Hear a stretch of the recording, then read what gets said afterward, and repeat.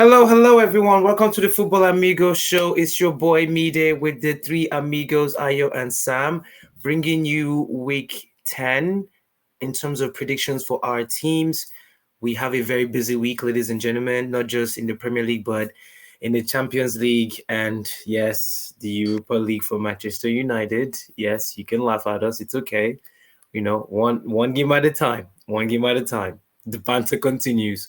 We're going to start with Arsenal for this week. They are playing Inter Milan first on Wednesday in the Champions League, and they are also going to be playing Chelsea on Saturday as well. Amigo Ayo, we'll start with you. Based on the things we know about Arsenal recently, in terms of their deep in form over the last 3 to 5 games, where they've drawn three and they've lost two, recently losing to Newcastle 1-0.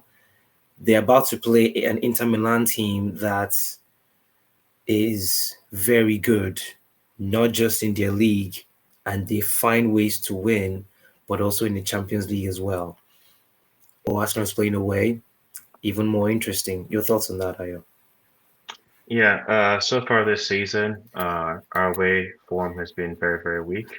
And this is even just not necessarily results, but just the eye test of how well we can influence the game, dictate the terms of the game.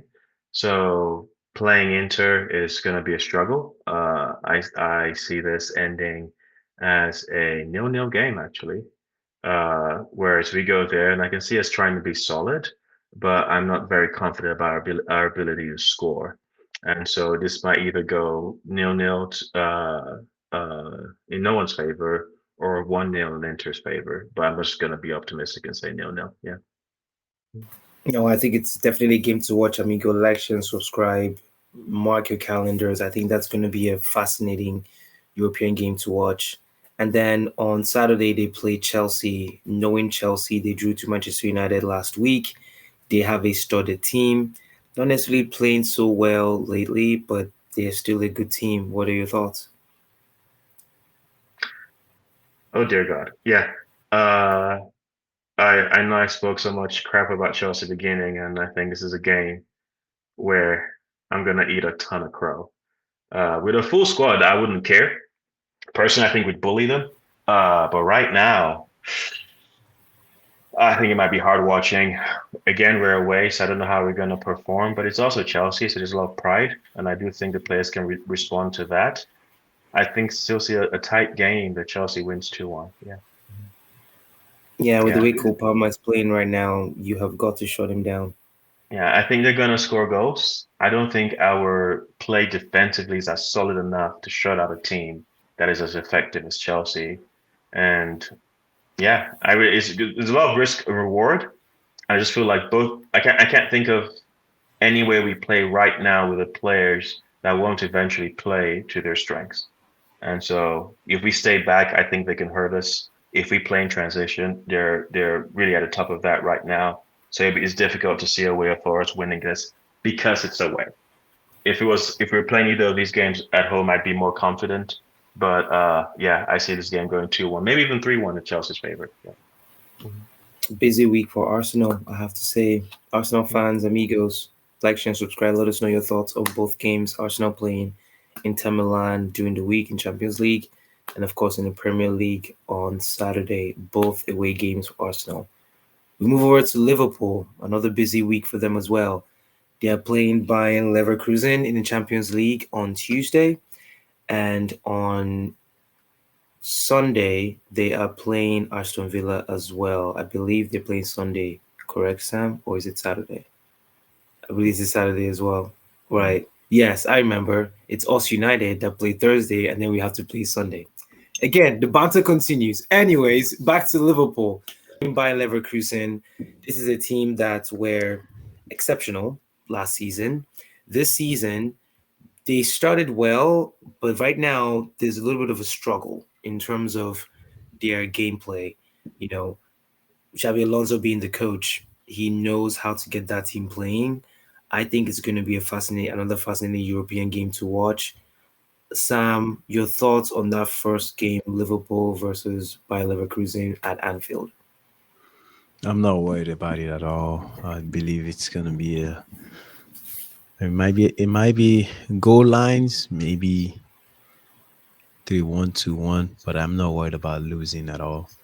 I don't see it happening. The same thing You with the think, next game. hmm which is Aston Uh, Villa? yeah, Liverpool, Aston Villa. I think Aston Villa is on the they kind of pumping the brake a little bit, but they still a team to be mindful of. The same thing with Leverkusen as well, but I just don't see us losing the two games. Aston Villa might be a little bit of a challenge, given that we slightly both tired at that point, but I don't see us losing. Is it just because of the positivity Liverpool has right now, or is it just how they're playing that gives you that I confidence? One, Leverkusen is not the Leverkusen of last season.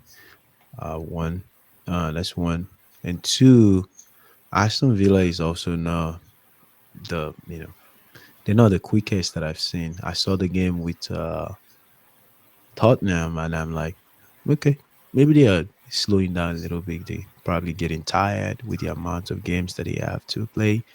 However, on the other side of Liverpool, we have two advantages.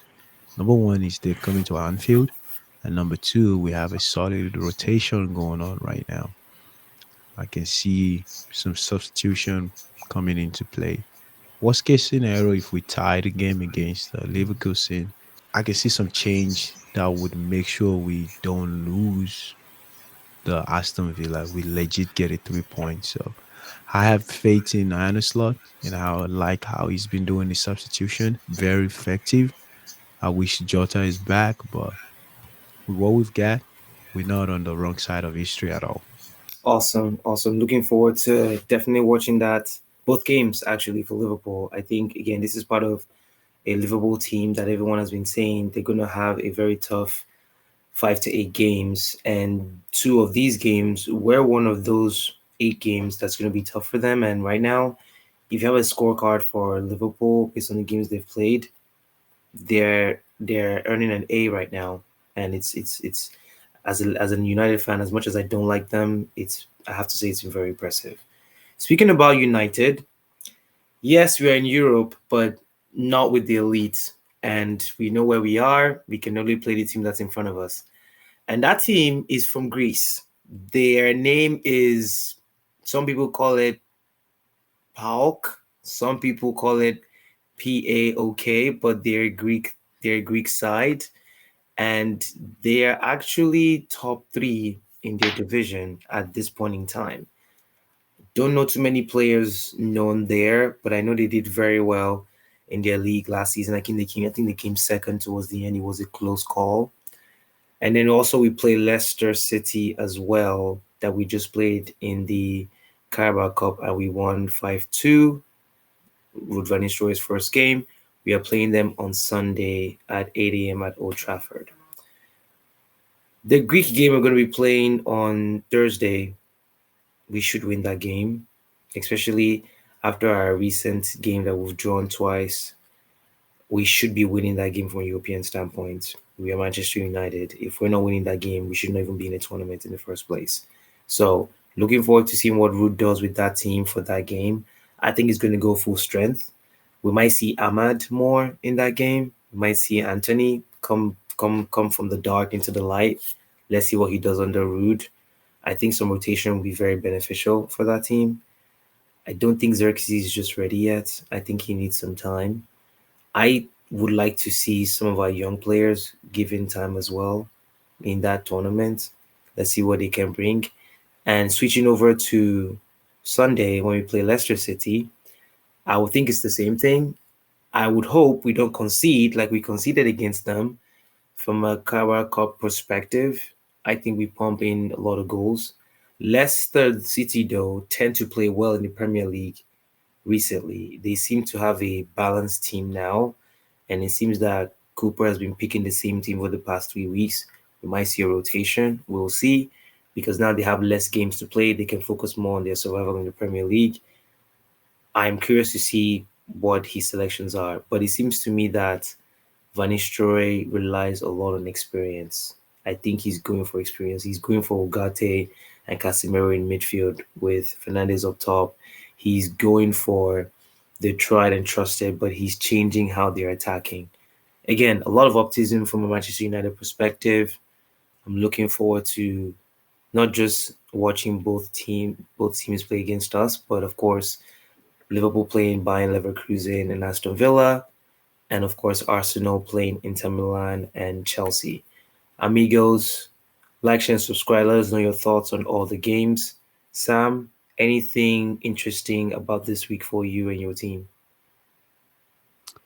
I look forward to these outstanding games. I think they're gonna show how strong we are, and they will shift us to the next level. We do have a couple more intense game coming up after this one. It just feels like you have to win, a bunch of battles to get to win the war at this point for us. But very impressed with the team. Awesome. I still personally think there's some optimism about Arsenal, but what would be one thing you'd like to add based on how this week is going to look from an Arsenal standpoint? Uh, it's just understanding a shift to playing the long game. More so as looking at it from a game to game basis. You got to find a way to win, but you also got to accept the state of your club. And so I'm not basing my predictions based on what I think a full Arsenal squad would do. I'm basing my expectation based on where the squad is right now. And so, yeah, it's positive. I expect them to fight and not hide their heads, but I don't see us going away and doing anything shocking at either Chelsea's place or Inter's place. That is just a big dynamic. You swap the that to home games, then I would have a lot more optimism. But that's where I'm at. Yeah. Do you think, from a national standpoint, these are games where if players want to step out of that shadow to start being discussed as a potential world class player, do you think this is one of those games where moments from players will change that narrative? Yeah. I think the players that could step up already know where they are. And everybody else is where they are. There's nobody I feel like is not living up to their level. Like, I mean, I'd love to see under a different setup, a more free Saka, see what that can happen. I'd love to see Havertz be more free, but in the games like this, is you need every man on deck, and so these are just not. I personally don't see where that that distance is. But what's it called? Styles make fights. So I don't know how the way we play is going to either play to Inter's hands or the way they play is going to play into our hands.